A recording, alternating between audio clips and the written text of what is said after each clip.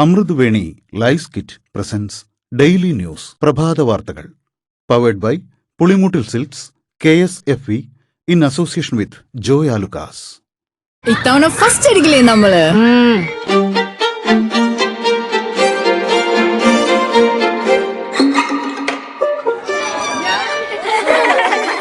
കുട്ടികൾക്കൊക്കെ പെയിൻ ശല്യം ഉണ്ടാകും. അതുകൊണ്ട് ലൈസ് കിറ്റ് ഉപയോഗിച്ച് ക്ലാസ്സിൽ വരാൻ പ്രത്യേക ശ്രദ്ധിക്കണം. ലൈസ് കിറ്റ് ലൈസ് റിമൂവർ പെയിൻ ശല്യത്തിൽ നിന്നും ഉടനടി ആശ്വാസം.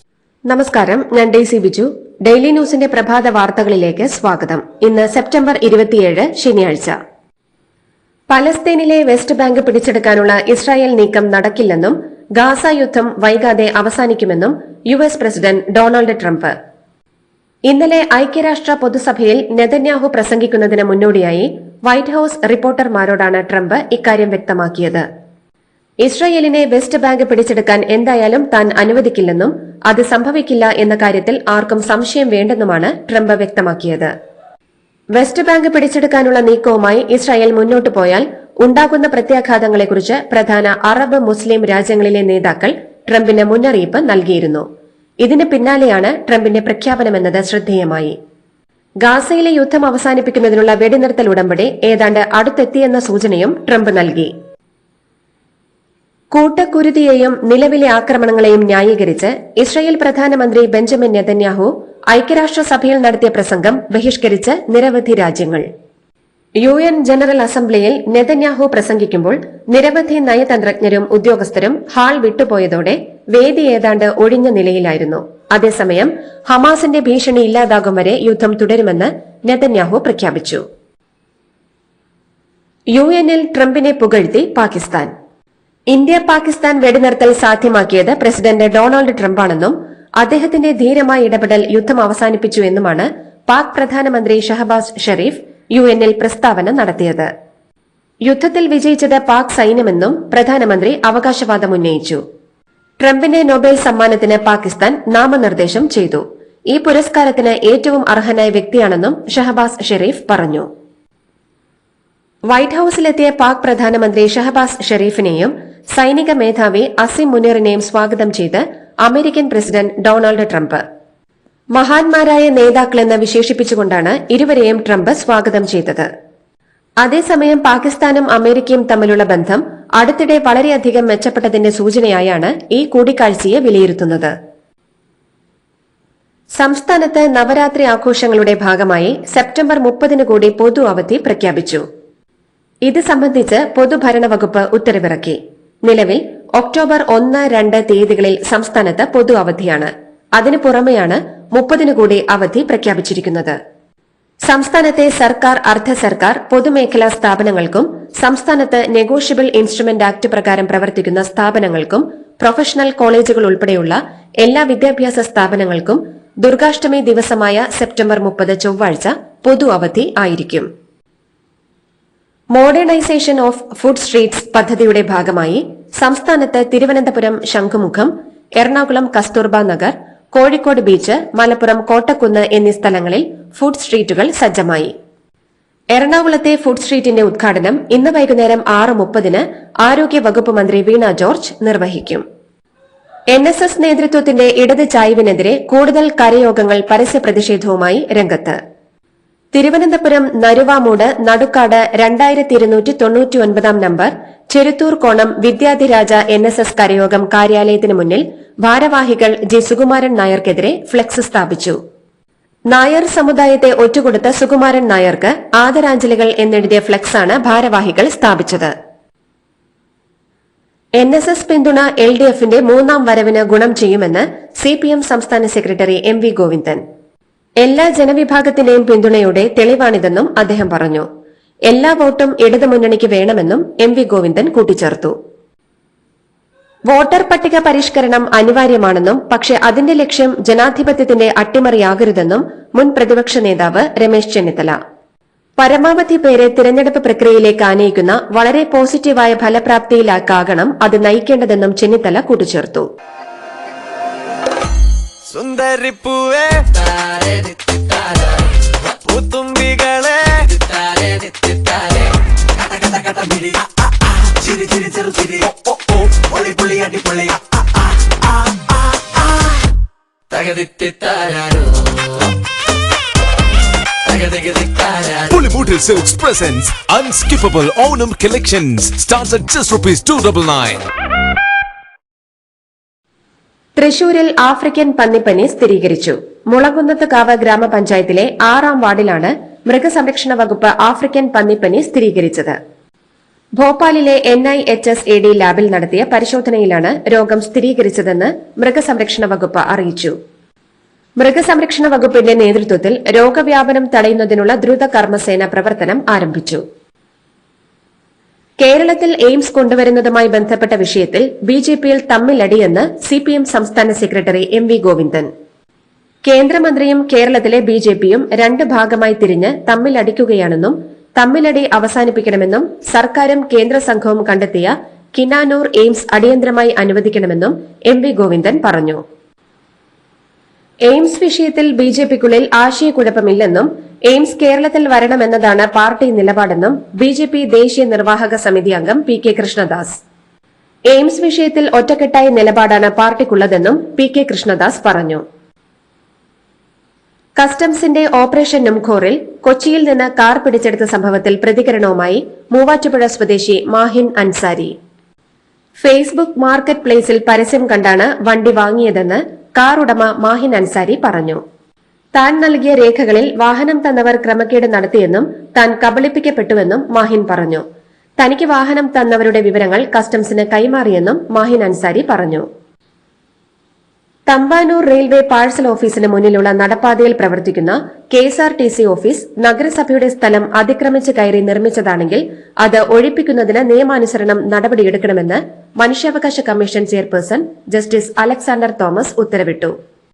ഉത്തരവ് ലഭിച്ച് 6 ആഴ്ചയ്ക്കുള്ളിൽ നഗരസഭാ സെക്രട്ടറി നടപടികൾ പൂർത്തിയാക്കണമെന്നും ഉത്തരവിൽ പറഞ്ഞു. അപകടം കൂടാതെ സഞ്ചരിക്കാൻ നിർമ്മിച്ച നടപ്പാത കയ്യേറി KSRTC ഓഫീസ് നിർമ്മിച്ചതിനെതിരെ സമർപ്പിച്ച പരാതിയിലാണ് നടപടി. CPM നേതാവ് KJ ഷൈനിനെതിരായ സൈബർ ആക്രമണ കേസിൽ KM ഷാജഹാന് ജാമ്യം. എറണാകുളം CJM കോടതിയാണ് KM ഷാജഹാന് ജാമ്യം അനുവദിച്ചത്. അറസ്റ്റിൽ പോലീസ് നടപടിയെ ചോദ്യം ചെയ്തുകൊണ്ടാണ് കോടതി ജാമ്യം അനുവദിച്ചത്. 25,000 രൂപയുടെ ബോണ്ട് അടക്കമുള്ള ഉപാധികളോടെയാണ് ജാമ്യം അനുവദിച്ചത്. ജാമ്യത്തിലിറങ്ങിയ ശേഷം തെളിവുകൾ നശിപ്പിക്കരുതെന്നും സമാനമായ കുറ്റകൃത്യം ആവർത്തിക്കരുതെന്നും കോടതി ഉത്തരവിൽ വ്യക്തമാക്കി. CPM നേതാവ് KJ ഷൈനിനു നേരെ സൈബർ അധിക്ഷേപം നടത്തിയെന്ന കേസിൽ ജാമ്യം ലഭിച്ചതിന് പിന്നാലെ പ്രതികരണവുമായി KM ഷാജഹാൻ. തന്റെ വാദങ്ങൾ കോടതി അംഗീകരിച്ചതിൽ സന്തോഷമുണ്ടെന്ന് പറഞ്ഞ ഷാജഹാൻ ഒരു കുറ്റവും ഒരു തെറ്റും ചെയ്തിട്ടില്ലെന്നും പറഞ്ഞു. കോട്ടയം മെഡിക്കൽ കോളേജിലെ കെട്ടിടം പൊളിഞ്ഞു വീണുണ്ടായ അപകടത്തിൽ മരണമടഞ്ഞ ബിന്ദുവിന്റെ കുടുംബം നവീകരിച്ച പുതിയ വീട്ടിൽ താമസം ആരംഭിച്ചുവെന്ന് മുഖ്യമന്ത്രി പിണറായി വിജയൻ ഫേസ്ബുക്കിലൂടെ അറിയിച്ചു. ഉന്നത വിദ്യാഭ്യാസ വകുപ്പിന് കീഴിലുള്ള നാഷണൽ സർവീസ് സ്കീമാണ് 12.50 ലക്ഷം രൂപ ചെലവഴിച്ച് വീട് പുതുക്കി പണിതത്. നേരത്തെ ബിന്ദുവിന്റെ കുടുംബത്തിന് സർക്കാർ 10 ലക്ഷം രൂപ ധനസഹായം അനുവദിച്ചിരുന്നുവെന്നും മുഖ്യമന്ത്രി വ്യക്തമാക്കി. മലപ്പുറത്ത് ദേശീയപാതയിൽ VK പടിക്ക് സമീപം തലപ്പാറ വലിയ പറമ്പിൽ ഇന്നലെ രാത്രിയുണ്ടായ വാഹനാപകടത്തിൽ 2 മരണം. നിർത്തിയിട്ട ലോറിക്ക് പിന്നിൽ കാറിടിച്ചു കയറിയാണ് അപകടമുണ്ടായത്. പള്ളിയിൽ മതപഠനം കഴിഞ്ഞു മടങ്ങിയ 5 വിദ്യാർത്ഥികളാണ് കാറിലുണ്ടായിരുന്നത്. വൈലത്തൂർ സ്വദേശി ഉസ്മാൻ, വള്ളിക്കുന്ന് സ്വദേശി ഷാഹുൽ ഹമീദ് എന്നിവരാണ് മരിച്ചത്. താനൂർ പുത്തൻതെരു സ്വദേശി അബ്ബാസ്, വേങ്ങര സ്വദേശി ഫഹദ്, താനൂർ സ്വദേശി സർജാസ് എന്നിവർക്കാണ് പരിക്കേറ്റത്. തെക്കൻ മധ്യ കേരളത്തിൽ കനത്ത മഴ തുടരുന്നതിനിടെ ഇന്ന് വടക്കൻ കേരളത്തിലും അതിശക്തമായ മഴയ്ക്ക് സാധ്യതയെന്ന് കാലാവസ്ഥാ കേന്ദ്രം. കോഴിക്കോട്, വയനാട്, കണ്ണൂർ, കാസർഗോഡ് ജില്ലകളിൽ ഇന്ന് ഓറഞ്ച് അലർട്ട് പ്രഖ്യാപിച്ചു. കൺഗ്രാചുലേഷൻസ് മിടുക്കിയാട്ടോ. പൈലറ്റ് ആവണമെന്ന് പറയണേ. അവളുടെ ആഗ്രഹമല്ലേ, അവള് പറക്കട്ടെ. ചെലവ് എത്രയാന്ന്? KSFEയുടെ പുതിയ ഹാർമണി ചുറ്റി ചേരണം. കണ്ണടച്ചു തുറക്കും മുമ്പ് അവളുടെ +2 കഴിയില്ലേ. കടം വാങ്ങാതെയും സ്ഥലം വിൽക്കാതെയും കുട്ടികളെ പഠിപ്പിക്കാം. KSFE ഹാർമണി ചിട്ടികൾ. KSFE ഹാർമണി ചുറ്റിയിൽ ചേരുന്ന 100 ഭാഗ്യശാലികൾക്ക് സിംഗപ്പൂർ യാത്ര സൗജന്യം. ബംഗളൂരുവിലെ പ്രശ്നങ്ങൾ പരിഹരിക്കാൻ വിപ്രോ സ്ഥാപകനും ചെയർമാനുമായ അസിം പ്രേംജിയുടെ സഹായം തേടിയ കർണാടകയിലെ കോൺഗ്രസ് സർക്കാരിനെതിരെ രൂക്ഷ വിമർശനവുമായി BJP. റോഡുകളിലെ കുഴികൾ അടയ്ക്കാൻ മുഖ്യമന്ത്രി സിദ്ധരാമയ്യയും ഉപമുഖ്യമന്ത്രി DK ശിവകുമാറും ഭിക്ഷ യാചിക്കുന്നതായി BJP പറഞ്ഞു. തന്റെ കമ്പനിയുടെ ക്യാമ്പസ് പൊതുഗതാഗതത്തിനായി തുറന്നുകൊടുക്കാനുള്ള മുഖ്യമന്ത്രിയുടെ ആവശ്യം അസിം പ്രേംജി തള്ളിയതിനെ തുടർന്നാണ് BJPയുടെ വിമർശനം. പശ്ചിമ ബംഗാളിലെ ബിർഭൂമിൽ നിന്ന് 2 സ്ത്രീകളെയും അവരുടെ കുടുംബങ്ങളെയും ബംഗ്ലാദേശിലേക്ക് നാടുകടത്തിയ കേന്ദ്ര സർക്കാർ തീരുമാനം കൊൽക്കത്ത ഹൈക്കോടതി റദ്ദാക്കി. നാടുകടത്തൽ നിയമവിരുദ്ധമാണെന്ന് വ്യക്തമാക്കിയ കോടതി 3 കുട്ടികൾ ഉൾപ്പെടെ 6 പേരെയും 1 മാസത്തിനുള്ളിൽ ഇന്ത്യയിലേക്ക് തിരികെ കൊണ്ടുവരാൻ ഉത്തരവിട്ടു. ഉത്തരവ് താൽക്കാലികമായി സ്റ്റേ ചെയ്യണമെന്ന കേന്ദ്രത്തിന്റെ അപേക്ഷയും കോടതി തള്ളി. സൽമാൻ റുഷ്ദിയുടെ ദി സാത്താനിക് വേഴ്സസ് എന്ന പുസ്തകം നിരോധിക്കണമെന്ന ഹർജി സുപ്രീം കോടതി തള്ളി. ജസ്റ്റിസ് വിക്രംനാഥ്, സന്ദീപ് മേത്ത എന്നിവരടങ്ങിയ ബെഞ്ചാണ് ഹർജി തള്ളിയത്. ഹർജിക്കാർ ഹൈക്കോടതി വിധിയെ വെല്ലുവിളിക്കുകയാണെന്ന് സുപ്രീം കോടതി നിരീക്ഷിച്ചു. കഴിഞ്ഞ വർഷം നവംബറിലാണ് ഇന്ത്യൻ വംശജനായ ഇംഗ്ലീഷ് എഴുത്തുകാരനും ബുക്കർ പ്രൈസ് പുരസ്കാര ജേതാവുമായ സൽമാൻ റുഷ്ദിയുടെ ദി സാത്താനിക് വേഴ്സസിന്റെ നിരോധനം ദില്ലി ഹൈക്കോടതി എടുത്തുകളഞ്ഞത്. സ്വാമി ചൈതന്യാനന്ദ സരസ്വതിക്കെതിരായ ലൈംഗിക അതിക്രമ കേസിലെ മുൻകൂർ ജാമ്യാപേക്ഷ കോടതി തള്ളി. ദില്ലി പട്യാല ഹൌസ് കോടതിയിലാണ് മുൻകൂർ ജാമ്യാപേക്ഷ സമർപ്പിച്ചിരുന്നത്. പ്രതി നിരവധി കേസുകളിൽ പ്രതിയാണെന്നും ഒളിവിൽ കഴിയുകയാണെന്നും പോലീസ് കോടതിയിൽ വാദിച്ചു. തുടർന്നാണ് ജാമ്യാപേക്ഷ തള്ളിയത്. ഉത്തർപ്രദേശ് ബറേലിയിൽ വെള്ളിയാഴ്ച പ്രാർത്ഥനയ്ക്ക് ശേഷം നടന്ന ഐ ലവ് മുഹമ്മദ് ക്യാമ്പയിൻ അക്രമാസക്തമായി. പ്രതിഷേധക്കാർക്ക് നേരെ പോലീസ് ലാത്തിചാർജ് നടത്തി. അല്ലാ ഹസ്രത്ത് ദർഗ IMC മേധാവി മൌലാന തൌഖീർ റാസഖാന്റെ വീടിന് പുറത്ത് ഐ ലവ് മുഹമ്മദ് എന്ന പ്ലക്കാർഡുകളുമായി പ്രതിഷേധക്കാർ ഒത്തുകൂടി. ജനക്കൂട്ടം ഐ ലവ് മുഹമ്മദ് മുദ്രാവാക്യം വിളിക്കാൻ തുടങ്ങിയതോടെയാണ് സംഘർഷം ഉണ്ടായത്. സ്ഥിതിഗതികൾ നിയന്ത്രണാതീതമായതോടെ പോലീസ് ലാത്തിചാർജ് നടത്തി.